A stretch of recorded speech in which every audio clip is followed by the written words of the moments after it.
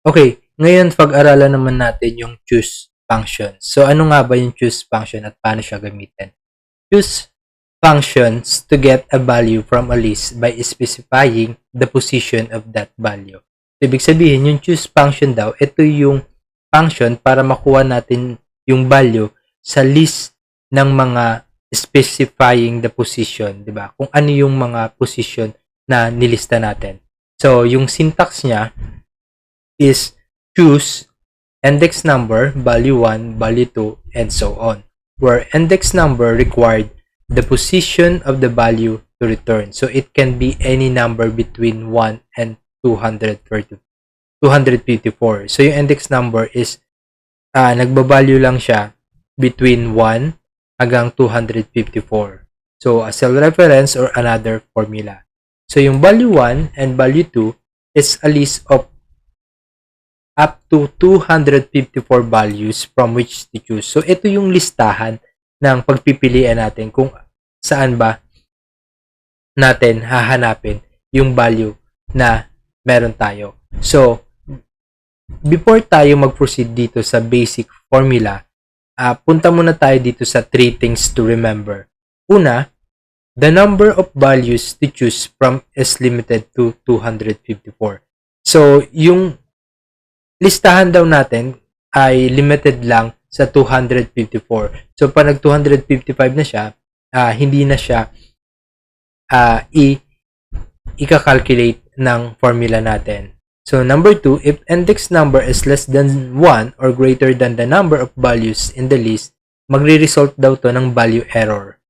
So, ibig sabihin, yung index number natin dapat 1 to 254 lang. So, pa nag-less than 1 siya or naglampas siya sa 254, so yung formula natin is mag-e-error. So, yung number 3, if the index number argument is a fractions, it is truncated to the lowest integers. So, ibig sabihin, pag yung index number daw natin is a fractions, alam niyo naman yung fractions, guys, if yung may mga point, for example, 1.5, 1.8, truncated daw to sa lowest integer. So, kahit mag 1.9 siya, hindi applicable sa kanya yung rounding up, di ba? So, lagi siyang round down sa lowest integers. For example, dito sa basic formula, di ba? May lottery player tayo.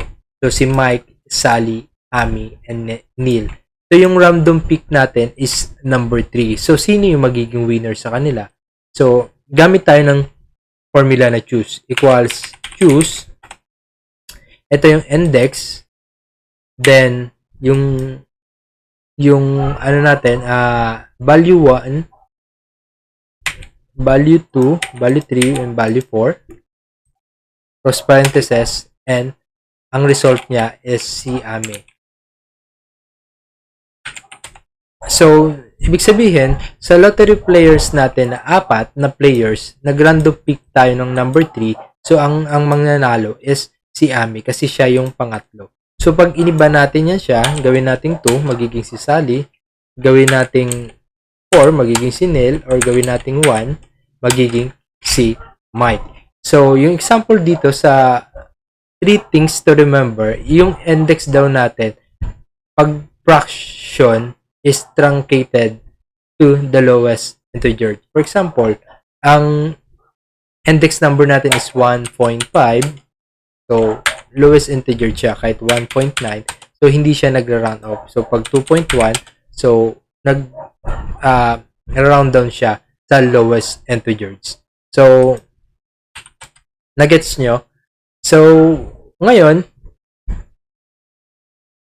what if kung meron tayong binigay na conditions sa atin, especially ito sa mga teachers na meron tayo. For example, may student tayo na si Mike, Sally, Amy, and Neil.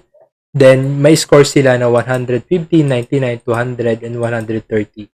So, yung condition natin is, pag nakakuha sila ng 0 to 50, ang matatag sila as 4, 51 to 100 is satisfactory, 101 to 150 is good and over 151 is excellent. So, pwede natin siya gamitan ng formula na choose functions but sobrang haba lang siya i-type but napakadali lang naman siya intindihin. Eyes on the formula, guys. Ganito yan. For example, choose B29 then B29 it's greater than 0 plus B29 yan is greater or equal to 51 kasi yan yung satisfactory natin plus B29 again is greater or equal sa naman sa 101 plus B29 ulit greater or equals sa 151 then lagay na natin yung tag natin equals 4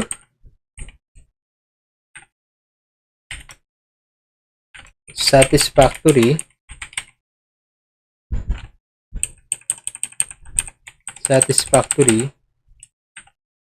then ano pa yung mga tag natin good then excellent. So tignan natin kung gagana. So tignan nyo yung formula, guys, sobrang haba niya. So tignan natin kung gagana. So gumana siya. So ibig sabihin, so pag naka-score si Mike ng 150, magre-result ito ng good. So tama siya. So ida-drag down lang natin para sa ating apat na formula, then let's check yung result kung tama siya. So 99 sa condition natin is 99 is satisfactory, tama, 200 is over 102, excellent, 130 is good. So ibig sabihin yung ginawa nating formula is tama. So ngayon, sa next video natin, i-explain ko kung paano ba ito nag-work yung formula nito. Kasi baka maguluhan kayo, ba't ang haba-haba? So, paano ba natin i-simplify yan? Pero, madali lang siya. So, see you sa next video, guys. I-simplify natin how this formula works.